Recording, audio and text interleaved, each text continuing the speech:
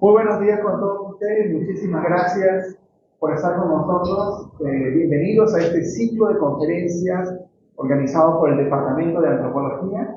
En esta ocasión damos inicio a este ciclo de conferencias con Dilsa Ponce y Valeria Manrique. Dilsa Ponce es docente del Departamento de Antropología y va a compartir esta exposición con Valeria Manrique, quien es también socióloga. En ese sentido, les agradecemos la presencia de todos ustedes y esperamos que nos sigan acompañando en este ciclo de conferencias que tiene por objetivo socializar y compartir las investigaciones de los docentes del Departamento de Antropología, investigaciones que hayan concluido o que estén en curso y que sean posibles de compartir con la comunidad de estudiantes, pero también con otros colegas de la universidad. Así que sin más, les agradezco por la participación de ustedes y también a nuestros ponentes y dejamos a cargo de la presentación a Dilsa esta mañana. Gracias. Gracias. Gracias, Luis Alberto. Bueno, sí, buenos días con todas, con todos. Es un gusto para Valeria y para mí poder tener este espacio para compartir los resultados de nuestra investigación. Bueno, en su versión escrita se llama Yo solamente leía y lloraba y dormía, la experiencia de la pandemia en las trayectorias de jóvenes universitarios. Entonces, bueno, en realidad esta es una investigación que hicimos un poco partiendo también de nuestra propia vivencia de la pandemia, nosotras como docente, Valeria también como estudiante en sus últimos ciclos de la universidad y después también como jefa de práctica, ¿no? Era un poco también intentar entender qué es lo que estaba sucediendo en ese momento en el que la pandemia va a impactar directamente en la vida cotidiana de todos nosotros y nosotras. Entonces surge un poco de esa inquietud un poco personal también en relación a las transformaciones que estábamos viviendo nosotras y nuestros estudiantes y sobre todo nuestras estudiantes, ¿no? Entonces, la investigación lo que busca es un poco analizar cuáles son las transformaciones que se produjeron a raíz de la pandemia en las trayectorias educativas de las estudiantes universitarias en dos universidades públicas, en San Marcos y específicamente en la Facultad de Ciencias Sociales de San Marcos y en la Universidad Nacional San Cristóbal de Huamanga, también en la Facultad de Ciencias Sociales, ¿no? Vamos a entender las trayectorias como este recorrido que van a realizar los estudiantes, ¿no? Dentro de este sistema educativo. Entonces, nos interesa ver cómo es que a lo largo de ese recorrido se van a producir ciertos cambios, ciertas transformaciones, ¿no? Que de alguna manera también a partir de analizar sus experiencias podemos ver cómo es que se van a reproducir diferentes estructuras de desigualdad, ¿no? Y particularmente nos interesaba mucho ver la cuestión de género, ¿no? Cómo es que podemos pensar las relaciones de género, las relaciones de poder y género en este marco de la pandemia y la experiencia de las trayectorias de las estudiantes universitarias en estas dos universidades. Entonces, bueno, hemos planteado algunos objetivos en ese sentido, ¿no? Un primer objetivo tiene que ver con identificar cuáles son esas transformaciones, ¿no? Cómo es que las estudiantes mujeres específicamente van a experimentar determinadas transformaciones en diferentes ámbitos de su vida, ¿no? En lo que tiene que ver con sus relaciones interpersonales, en lo que tiene que ver con el tema de la salud mental, que también fue un tema que apareció de manera muy importante, el tema del bienestar, el tema de las relaciones también en términos de violencia de género, que también aparece de manera importante en la investigación, en el ámbito académico propiamente también, ¿no? ¿Cuáles son todos los desafíos que van a enfrentar las estudiantes específicamente, ¿no? Esa es una primera aproximación, un primer objetivo que tiene que ver con identificar cuáles son esas transformaciones.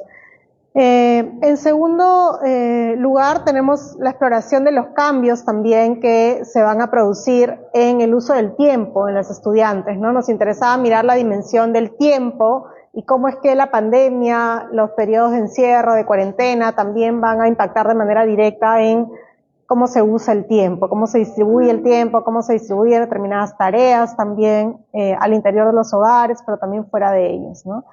Y finalmente, el tercer objetivo tiene que ver con analizar también las estrategias que van a desplegar los estudiantes para poder responder a estos desafíos, ¿no? Hemos intentado también mirar de qué manera es que los estudiantes terminan sobreviviendo a esto, ¿no? Cómo es que ante todos estos desafíos que se van a enfrentar van a desarrollar distintos tipos de estrategias, las vamos a ver ahora, estrategias individuales, estrategias colectivas para diferentes desafíos, ¿no? Y también entonces qué podemos aprender de esta experiencia como más colectivamente, ¿no? Como sociedad, pero también específicamente dentro de la universidad, ¿no? Entonces, esos son los objetivos que vamos a trabajar un poco hoy día.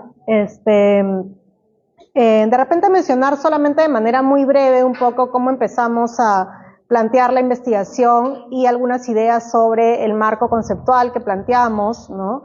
Que buscaba poner, digamos, en diálogo algunas categorías que se usan en la sociología de la educación, por ejemplo, en los estudios sobre educación, también desde las miradas, desde las ciencias sociales a la desigualdad de género, ¿no? Así como a la salud mental. Entonces, en primer lugar, bueno, partimos de pensar en la reproducción social, ¿no? En términos de Bourdieu, para poder entender cómo en el sistema educativo, ¿no? Vamos a ver que se van a reproducir relaciones de desigualdad, de poder, ¿no? Y en qué medida esto también podemos identificarlo en este espacio y en la Universidad Nacional San Cristóbal de Huamanga, ¿no? Entonces, en ese sentido, entendiendo el sistema educativo también como un espacio de reproducción de desigualdades, ¿no? Podemos ver también, hemos revisado y hemos trabajado también con alguna bibliografía que tiene que ver con las categorías de excelencia académica, los sistemas meritocráticos, ¿no? Y también una mirada crítica sobre estas categorías y cómo también pueden reproducir, ¿no? Estructuras hegemónicas de desigualdad que están basadas también en el género, la raza, la clase, ¿no? Entonces, esa es como una primera entrada que hemos planteado para nuestra investigación. Por otro lado, hemos planteado también específicamente algunas ideas en relación a las desigualdades de género en el ámbito académico, ¿no? Y entonces, cómo es que, por ejemplo, podemos identificar incluso a través de ciertos datos, ¿no?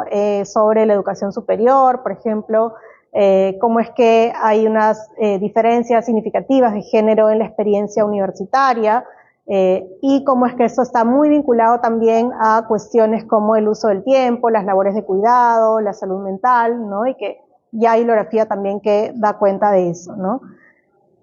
Por otro lado, ya de manera más específica sobre el tema de violencia, también hemos dialogado con bibliografía que estudia específicamente cómo se va a producir la violencia de género en el ámbito universitario, y cómo es que podemos identificar entonces situaciones de acoso sexual, ¿no? Que es un tema que se va visibilizando más recientemente, aunque no es un tema reciente, pero que sí se está visibilizando y que también nos permite poder ver cómo es que las propias universidades son espacios en los que se reproduce esa violencia de género, ¿no? Y además cómo hay una cultura general de normalización, impunidad de la violencia de género, ¿no? Entonces, también ese es un tema que apareció de manera importante en nuestra investigación y que nos interesa poner en diálogo también con la bibliografía existente, ¿no? Finalmente, también está el tema de la salud mental desde una perspectiva social, de las ciencias sociales, ¿no? Y cómo podemos entender también estas experiencias de las estudiantes en relación a cómo van a ver afectada su salud mental y su bienestar a partir de la pandemia, ¿no? Entonces trabajamos y dialogamos con un enfoque fenomenológico, interpretativo, desde la antropología médica sobre todo, y con la idea de que los conceptos de salud y enfermedad en realidad pertenecen a la realidad social de las personas, ¿no? Y no están solamente en el ámbito de lo médico, ¿no? Nos interesa también pensar cómo es que, como parte de esto, ¿no?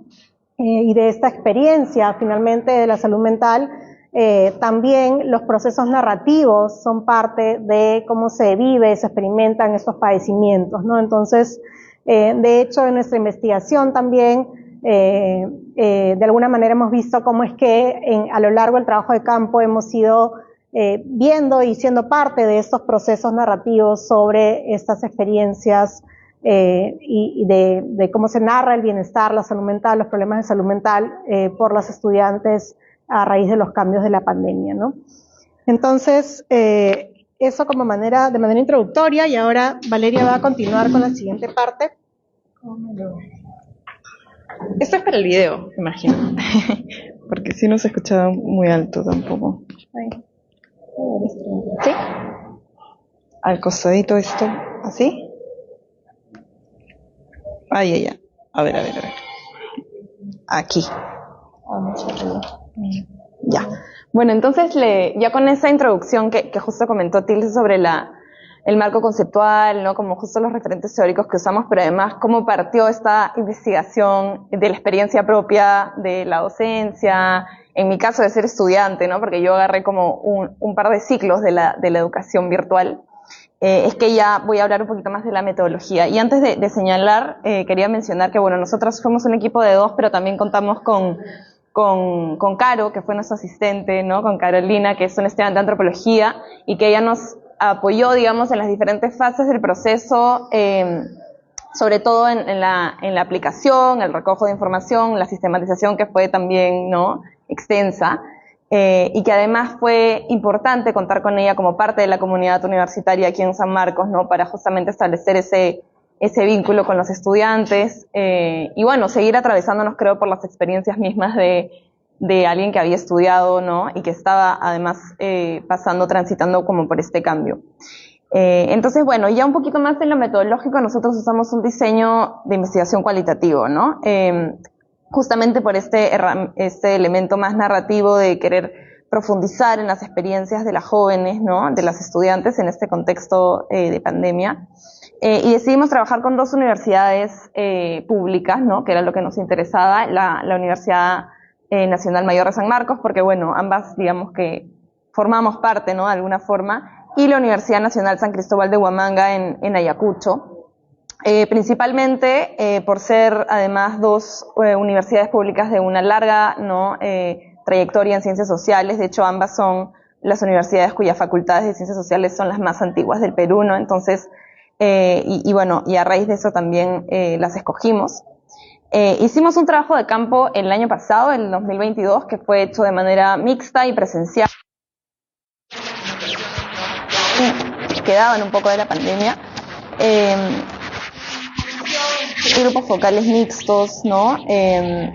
Primero para recoger como una perspectiva más general, más diferencial también de estudiantes hombres y mujeres, y luego 29 entrevistas en profundidad, ¿no?, con estudiantes mujeres. Y bueno, además complementamos con 10 entrevistas a docentes, justamente para tener ya esta mirada, ¿no?, de la comunidad en sí, ¿no?, universitaria. En total, nosotros trabajamos con 71 estudiantes y 10 docentes que formaron parte de esta investigación, ¿no? Ahora, mencionar también un tema metodológico importante, que es el de la adaptación a la educación virtual, ¿no?, y cómo se va a dar de una forma muy marcada para el sistema universitario público, ¿no? Y eso se vio en formas concretas, como por ejemplo que el inicio del semestre académico empezó un poco después, ¿no? Tanto aquí como en la UNCH, ¿no? Eso también estuvimos un poco condicionadas a eso, ¿no? Bueno, un par de cuestiones más también importantes, creo, en la parte metodológica, que es que, por ejemplo, cuando hicimos el campo, de repente Caro se acordará también, en Ayacucho también coincidió con eventos, ¿no?, como un contexto de movilizaciones, ¿no?, y la toma del local universitario en la UNCH, perdón, que creo que también, de hecho lo colocamos, ¿no?, en el artículo, en la investigación, porque tenía que ver, ¿no?, fundamentalmente con una serie de reclamos que se hacían también por parte del movimiento estudiantil frente a la incapacidad de gestión de las autoridades universitarias, ¿no?, en temas como contratación docente, condiciones básicas para el retorno a clases presenciales, ¿no?, comedores. Entonces, estuvimos ahí también investigando en un contexto de mucha movilización. Y finalmente el tema que comentaba también Tilsa, ¿no?, de que hay una percepción de que justamente la pandemia era algo sobre lo cual los estudiantes y las estudiantes, ¿no?, querían hablar, ¿no? Y es que ahí donde aparece este elemento más narrativo, incluso también aparece, ¿no?, en las entrevistas este carácter más como terapéutico de la entrevista en sí misma, o de algo que les ayuda a dar cuenta también de estos procesos más temporales en perspectiva, ¿no? No me había dado cuenta que esto había pasado en este tiempo, no había puesto en perspectiva esa situación hasta este momento, ¿no? Bueno, entonces esa es un poquito la parte metodológica, y ya para entrar a la parte de los hallazgos que yo voy a empezar a introducir, nosotros trabajamos con algunas como ejes o campos, básicamente para organizar la información, pero también porque era lo que luego de ir al campo vimos que se ubicaba, ¿no? Entonces, un primer ámbito más académico, ¿no?, como mencionaba ahí un poco antes. Otro ámbito que tiene que ver con las dinámicas más familiares, más de convivencia y de cuidado. Uno tercero que tiene que ver justamente con los vínculos de amistad o de pareja. Uno cuarto sobre los temas de violencia, y uno quinto sobre el tema de salud mental, que es también bastante importante, ¿no? Entonces, en relación al primero, nosotros no podíamos dejar de lado este aspecto, creo, porque formaba parte también de cómo ellas, ¿no?, atravesado sus clases. Entonces, algo que, por ejemplo, observábamos muchísimo, ¿no?, y que de repente aquí quienes han sido estudiantes o docentes durante estos meses observaban también, era el tema de cómo los problemas de concentración que podían tener, ¿no?, durante la pandemia estaban relacionados al tema de, pues, estar llevando clases en un espacio que no era el usual, ¿no?, y que estaban relacionados además, influenciados por el ruido del hogar, ¿no?, la falta de un espacio propio para el estudio. En los casos de muchos estudiantes, ellas compartían, por ejemplo, habitación con hermanos menores, ¿no?, u otros familiares, como podían ser abuelos, hermanos, ¿no?, tíos o tías. Y además las labores del hogar y el cuidado, ¿no?, de los miembros del hogar también empezaba a aparecer como algo con lo que ellas debían conciliar sus actividades académicas. En segundo lugar está también algo importante que, bueno, fue más evidente, digamos, al hacer el trabajo de campo en la Universidad San Cristóbal de Huamanga, que era el tema de los problemas de conectividad, ¿no?, y tenencia de dispositivos electrónicos.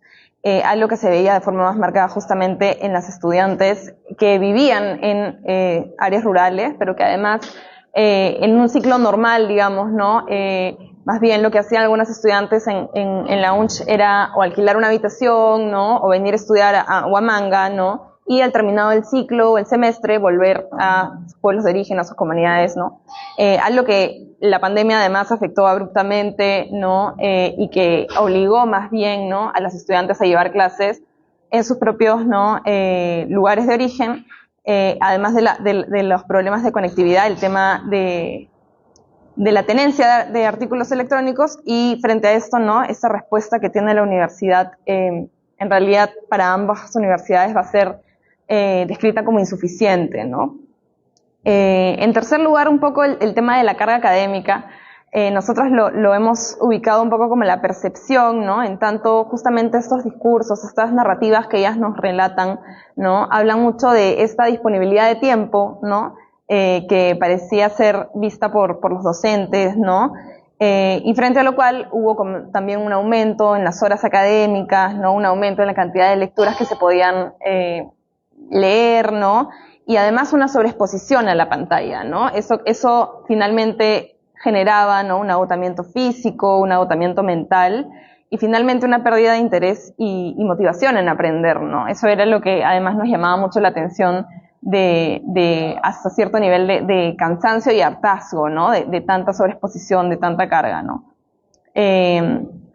Y bueno, ya como último hallazgo en esta parte, ¿no?, el tema que si bien no fue, digamos, permanente, sí se observó también el abandono de estudios por lo menos por un semestre de algunos estudiantes, ¿no?, justamente debido a problemas de conectividad o debido a esa sensación de frustración, además de no estar aprendiendo, ¿no?, lo suficiente, o no de estar atravesando este proceso de aprendizaje como se debería, ¿no? Muchos estudiantes comentaban haber dejado un ciclo o dos, ¿no?, con la esperanza justamente de que ya íbamos a volver a un contexto, ¿no?, presencial, cuando en realidad eso se prolongó por un par de años, ¿no?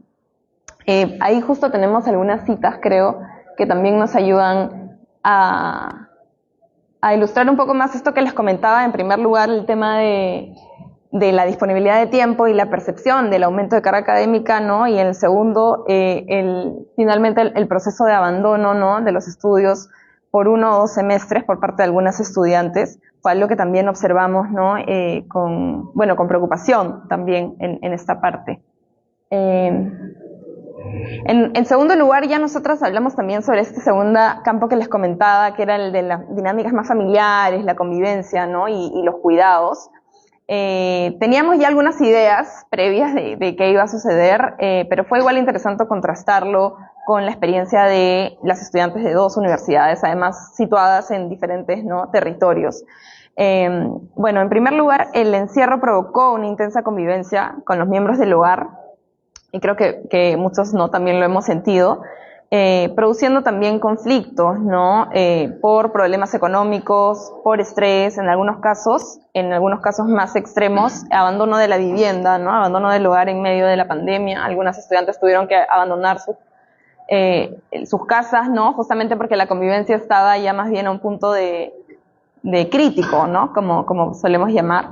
Y frente a esto también ellas despliegan algunas estrategias de aislamiento, ¿no? Quienes deciden quedarse, ¿no? Justamente para evitar confrontaciones directas, para evitar conflictos, ¿no? El tratar de tener el mínimo contacto con sus familiares, el tratar de tener mínimo contacto con las personas con las que vivían para, ¿no? cuidar su salud mental, pero para evitar estos conflictos, es también algo que nos relataban, ¿no? Muchísimo. Sin embargo, también el encierro, el confinamiento, generó, de lo que observamos, un replanteamiento en la repartición de tareas, ¿no? de cuidado, de una u otra manera. En la mayoría de los casos, ¿no? se produjeron discusiones sobre la carga de tareas domésticas entre miembros del hogar, inevitablemente, ¿no? Sin embargo, hubieron, ¿no? en menor medida algunos cambios positivos para algunos casos, ¿no? Familias donde de repente justamente la pandemia les planteó un escenario para generar arreglos más democráticos, ¿no? en la repartición de tareas, ¿no? Hombres de la familia que se involucraban en tareas domésticas que por lo general no solía ser así, eso también, ¿no? es algo que observamos. Sin embargo, ¿no? la dificultad para las estudiantes de seguir conciliando sus responsabilidades académicas y domésticas fue algo que directamente, ya vinculándolo con lo teórico, directamente afectaba su proceso de aprendizaje, ¿no? su desarrollo académico, el poder sentirse además, ¿no? Que estaban realmente aprendiendo. Y esto era algo que además, la sobrecarga de tareas domésticas, ¿no? Que se observaba en las mujeres de la familia, claramente, ¿no? en las madres o en las hijas mayores. Para cerrar esta parte, ¿no? comentar que nosotras vemos que la pandemia fue un detonante de estas condiciones previas, que si bien se generaron nuevas dinámicas de convivencia familiar frente al confinamiento, observamos que en las familias mejor consolidadas se volvieron un poco, al menos la pandemia generó que haya como un mayor nivel de unión o de relación, o la relación con los padres se afianzara, ¿no? Mientras que para las familias que estaban un poco menos consolidadas, pues van a ser quienes atraviesen estos conflictos, ¿no? y estas confrontaciones más directas.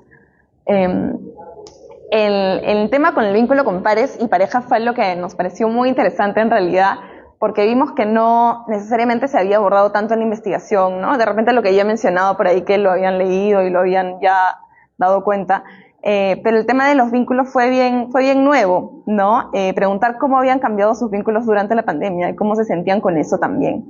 Entonces, en primer lugar, ¿no? la sensación de que la pandemia primero frustró el poder conocer amigos o amigas al ingresar a la facultad de forma tajante, ¿no? Para muchos estudiantes, tanto aquí como en la UNCH, digamos que la pandemia justamente caía en el año donde ellos ingresaban a facultad o ingresaban a conocer a sus compañeros de base o de serie, ¿no? Como se dice en la UNCH.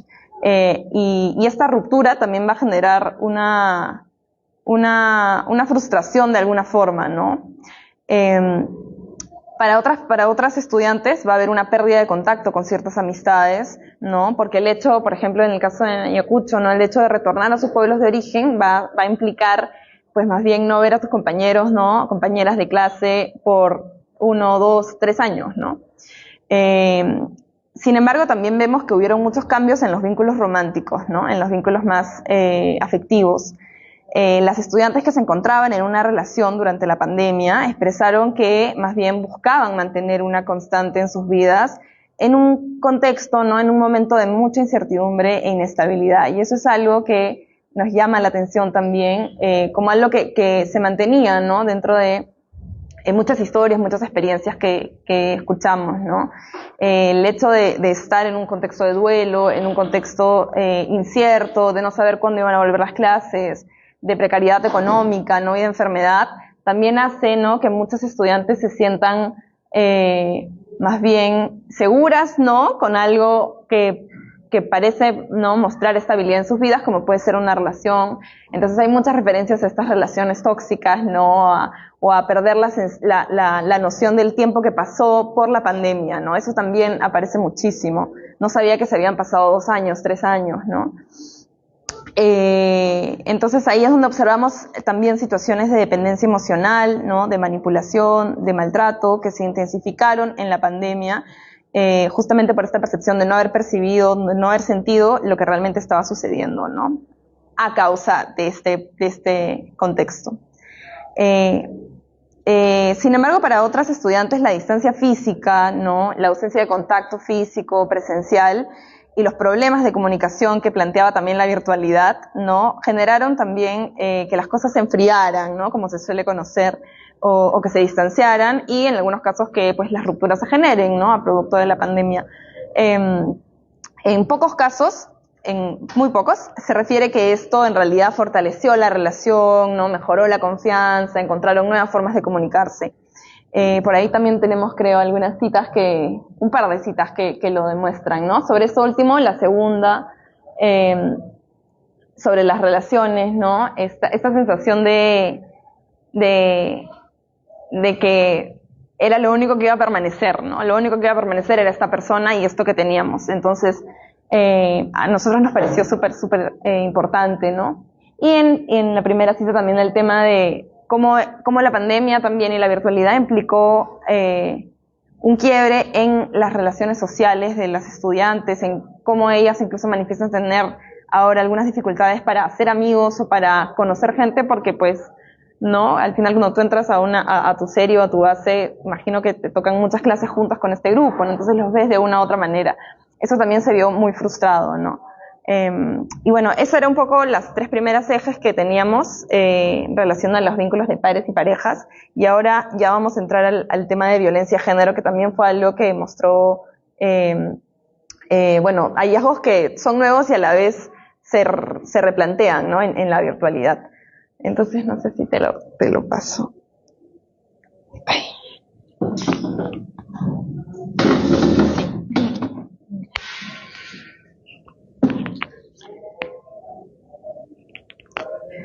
Bueno, entonces continuando, uno de los temas también sobre los que hemos recogido bastante información es el tema de violencia de género, y hemos recogido varios testimonios que van a justamente narrar, ¿no? Situaciones de violencia sexual o abuso, tanto propias como de amigos, conocidos, ¿no? Digamos que es un tema sobre el cual la mayoría de las personas que entrevistamos tenía algo que decir porque había directa o indirectamente visto algo de esto, ¿no?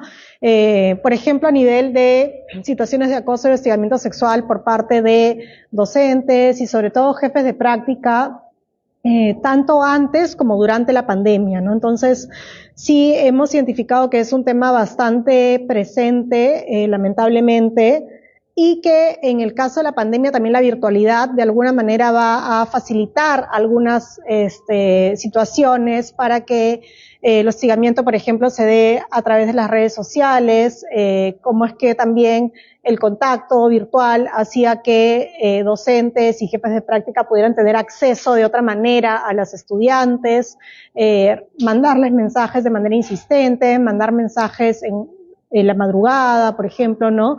Cosas de ese tipo que fueron bastante usuales, ¿no? También pudimos ver que hacían comentarios, por ejemplo, sobre la apariencia física de las estudiantes o una comunicación inapropiada también por WhatsApp, por ejemplo, ¿no? Que normalmente no sería un medio a través del cual docentes y estudiantes se comunicarían.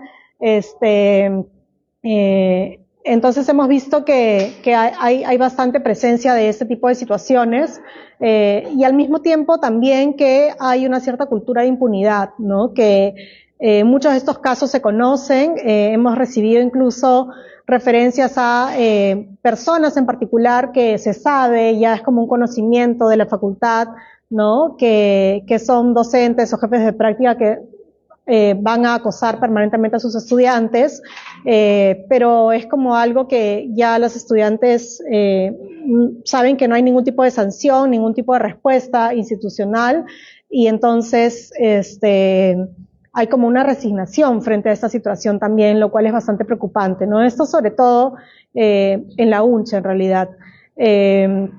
Por otro lado, también la violencia de género en el marco de las propias relaciones de pareja. Hemos identificado que de alguna manera en la pandemia se van a ahondar esas situaciones y que el confinamiento también de alguna manera va a llevar a algunas situaciones de control, de manipulación emocional, de maltrato psicológico, ¿no? En una relación como un poco más, con una dimensión también de distancia, ¿no?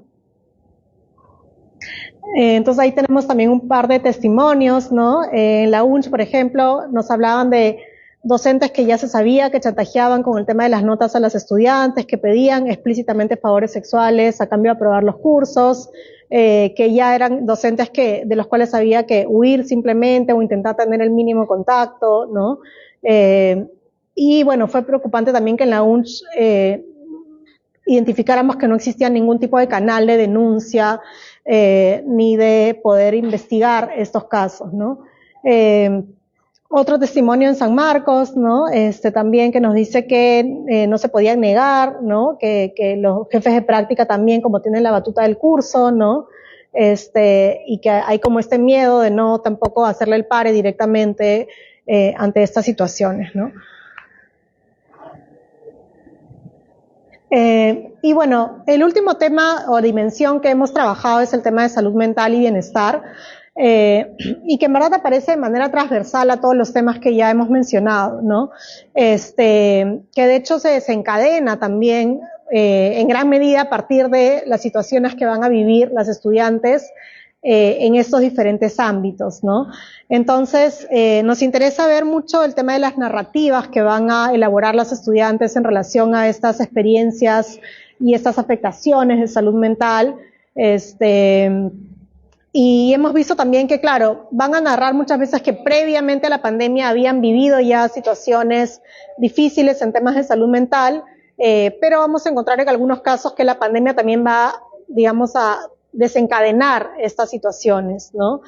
Por ejemplo, los problemas de convivencia familiar, vamos a ver que los problemas de salud mental de otras personas del entorno también van a impactar en la salud mental de las estudiantes, el aislamiento propio de la pandemia, los problemas académicos, la carga, la exigencia académica, la frustración respecto a esto, el fracaso de las relaciones de pareja, también todas estas situaciones van a llevar finalmente a que se vayan a desencadenar estas situaciones y afectaciones de salud mental, ¿no? Entonces muchas estudiantes van a narrar justamente una sensación de profunda tristeza, de soledad, sobre todo en esta primera etapa de la pandemia, y ante esto van a, en algunos casos también, autoaislarse, sentir que tienen una desmotivación para continuar viviendo en general.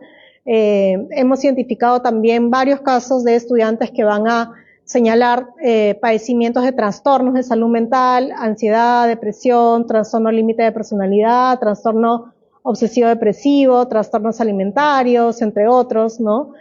Incluso algunos casos de autolesiones, intentos de suicidio, que fueron temas bastante recurrentes en general, y también bastante curioso fue identificar que muchas de las estudiantes ya señalaban directamente diagnósticos psiquiátricos, ¿no? Entonces que hay ya también a raíz de la pandemia, previamente, pero la pandemia quizás desencadena mucho más el poder también asistir a alguien profesional que de alguna manera va a también dar estos diagnósticos, ¿no? De hecho, muchos estudiantes van a buscar ayuda profesional, van a acudir a servicios psicoterapéuticos, mayormente en centros de salud pública, o algunos centros de salud de bajo costo también, que son accesibles, El Centro de Salud Comunitaria de San Marcos, de hecho, también, ¿no? Se va a abrir justo en esta época. Y en Lima quizás hemos identificado que había más oferta o más disponibilidad de servicios de salud mental para los estudiantes, mientras que en la UNCH sí era mucho más difícil y que no sabían realmente a dónde acudir, ¿no? También hemos identificado que va a haber una fuerte medicalización de algunos estudiantes, ¿no? Que van a acudir a estos centros, que van a recibir un diagnóstico y que a partir de ahí van a empezar a ser medicadas también. Lo cual tiene experiencias diversas según lo que nos han comentado. En algunos casos van a señalar también que la medicación no necesariamente fue la adecuada o que no necesariamente tenían los impactos que se esperaban, ¿no? Realmente en temas de salud mental hemos visto que también la facilidad de acceder a un servicio adecuado, de calidad y sobre todo continuo fue un desafío importante, ¿no? Que muchas veces empezaban o tenían alguna cita, pero después se cortaban las citas y ya no había disponibilidad, entonces también se quedaban un poco en el aire respecto a eso, ¿no? Con un diagnóstico que de alguna manera, como señalo, nos parecía importante como ya hay como una etiqueta, ¿no? Que muchos estudiantes venían y se presentaban de frente con esa etiqueta y ese diagnóstico, ¿no? Pero que en muchos casos no podían continuar una terapia y un tratamiento para esos diagnósticos, ¿no? Entonces, bueno, de hecho ahí esta es una de las citas que justamente la colocamos en el título del artículo, ¿no? Que de una estudiante ayacuchana que decía: yo solamente leía y lloraba y dormía, ¿no? Entonces como una espiral casi de estar en una situación de desolación, de tristeza y de intentar, digamos, seguir leyendo para la universidad, ¿no? Otra estudiante que dice, ¿no? A mi mamá, la psicóloga, le dijo: tu hija, señora, está total desarmada, se tiene que volver a armar, ¿no? Entonces también este intento de buscar ayuda profesional, no solamente por parte de las estudiantes, sino acompañadas también de su madre en este caso. Otra estudiante sanmarquina que nos dice que sí llegó una psicóloga muy buena, que sentía la necesidad que había tenido por muchos años y que no había identificado oportunamente, y ella señala que la pandemia fue el espacio para poder darse cuenta de la importancia de esta ayuda profesional. Entonces también en algunos casos sí permitió que las estudiantes finalmente pudieran acceder a estos servicios de salud mental. Y bueno, como último punto queríamos señalar también las diferentes estrategias que identificamos que las estudiantes van a desarrollar, tanto de manera individual como de manera colectiva, y que para cada uno de los ámbitos que hemos identificado van a permitirles, digamos, responder a estos desafíos, ¿no? En el ámbito académico, por ejemplo, cómo organizan su tiempo para utilizar, por ejemplo, las madrugadas, cómo graban las clases, se organizan para estudiar, cómo se apoyan también mutuamente entre estudiantes, ¿no? En el ámbito familiar, la redistribución de las tareas domésticas, que en algunos casos llevó a arreglos más democráticos, también la salida del hogar, ¿no? De los padres, la cuestión de relaciones de amistad y pareja, igual buscar mantener ciertas formas de comunicación virtual, aplicaciones también que se usaban para conocer a gente virtualmente en el momento de soledad, ¿no? Y también estas búsquedas de interacción presencial entre pares. En el campo de la violencia de género, hemos visto, bueno, sobre todo en San Marcos, ¿no? La acción colectiva desde comités, de secretarías de género, de colectivas de estudiantes. En la UNCH, mucho más difícil encontrar eso. Y también cómo se organizaban ciertas estrategias de difusión, acompañamiento, denuncia de estos casos de acoso y hostigamiento y violencia. Finalmente, en salud mental hemos visto que hay algunas actividades que van a realizar las estudiantes para poder también lidiar con esos problemas de salud mental, entre ellas el ejercicio físico, que se nos mencionó también recurrentemente, así como ya el apoyo especializado a nivel psicológico, psiquiátrico y el cuidado colectivo entre grupos de amistades, ¿no? Entonces hay estrategias individuales y colectivas y al mismo tiempo en ambas universidades se identifica que hay una escasa capacidad de respuesta institucional de las universidades que no supieron atender de manera pertinente y adecuada y suficiente, ¿no? A las necesidades de las estudiantes. y que en general hay una frustración también importante respecto a los servicios públicos y privados de salud mental específicamente, ¿no? Y bueno, acá vamos a ya presentar las conclusiones, entonces, para ir cerrando, porque así nos interesaría escucharles también y dialogar un poquito. Creo que esto era aquí, ¿no? Sí, ya. Entonces, bueno, a raíz de todo esto, ¿no? Que fue, como verán, muy diverso, ¿no? Nosotros tuvimos algunas conclusiones principales, ¿no? Que las organizamos en tres también. La primera, ¿no? Que la pandemia afectó fuertemente el bienestar y la salud mental de las estudiantes. Algunas de ellas habían tenido problemas de salud mental previamente y estos se vieron agravados en este contexto, ¿no? Pero otras experimentaron por primera vez también este quiebre. En algunos casos lograron acceder a ayuda profesional para resolver su situación. Sin embargo, generalmente encontraron trabas de distinto tipo, ya sea el estigma, ¿no? Hacia los trastornos de salud mental, o los altos costos, o la poca oferta, ¿no? Entre otros, para acceder a esos servicios de salud mental. Una segunda conclusión que se desprende también de este análisis es que las estudiantes desarrollaron una serie de estrategias individuales y colectivas para responder a los desafíos encontrados en la pandemia, ¿no? Esas estrategias se implementaron con mayor o menor éxito en relación a la disponibilidad de herramientas, ¿no? Con las que contaban, de distinto tipo, personales, emocionales, familiares, económicas, institucionales también. No obstante, estas estrategias fueron en muchos casos las únicas herramientas con las que contaron las estudiantes para continuar con sus trayectorias educativas ante las escasas respuestas institucionales. Y como una tercera conclusión, ¿no? Que la experiencia de las estudiantes universitarias en la pandemia está marcada por sentimientos de frustración, ¿no? De agotamiento frente a las múltiples dificultades que enfrentaron en sus trayectorias. Sus expectativas sobre el futuro se vieron transformadas tanto por la incertidumbre, ¿no? Como por la preocupación de los fuertes vacíos que dejaron esos 3 años en su formación profesional y en su bienestar emocional. De modo que la pandemia terminó reforzando muchas desigualdades, ¿no? Que existían previamente y que afectaron de forma particular, ¿no? De forma diferencial a las mujeres en la comunidad universitaria, ¿no? Entonces, es un poquito eso lo que queríamos presentarles.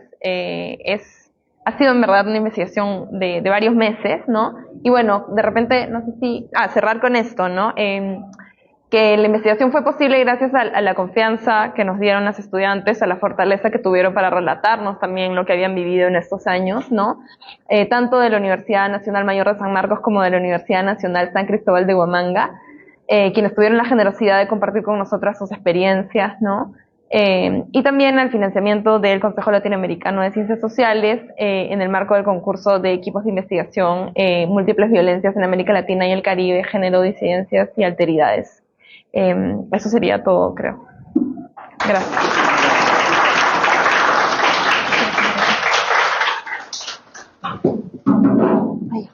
Bien. Muchísimas gracias a nuestros colegas Cinta Ponce y a Valeria Manrique también por compartirnos esta presentación que me parece sumamente enriquecedora. Creo que muchos colegas, y me incluyo también, hemos reaccionado a tratar de registrar todos estos cambios, todos estos nuevos aspectos que el tiempo pandémico comenzó a abrir, ¿no? En ese sentido, les agradezco muchísimo por estar con nosotros y agradezco también a aquellas personas que nos siguen a través de las redes sociales. Gracias también a RTV San Marcos por la posibilidad de hacer la transmisión y también el registro.